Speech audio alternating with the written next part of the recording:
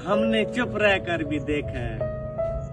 हाय मुर्शिद, लोग वाकई भूल जाते हैं।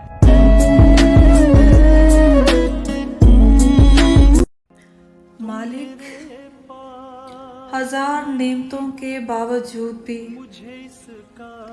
एक शख्स की कमी मुझे अंदर से खा गई। ज्यादा पढ़ा लिखा नहीं हूँ, फिर भी चेहरे पढ़ लेता हूँ मैं। जो मेरी आंखें तक ना पढ़ पाए, उनकी डिग्री किस काम की।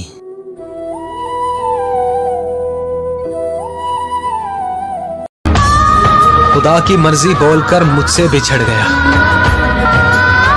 एक शख्स खुदा के नाम पर फरेब कर गया।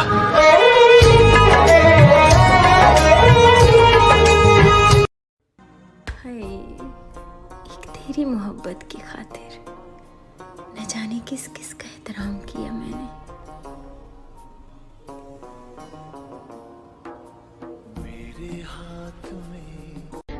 और मोहब्बत में एक ऐसा वक्त आया मुर्शद, ना उसने मुझे मनाया और ना मैंने उसे। रूठेगा ना मुझसे मेरे साथ ही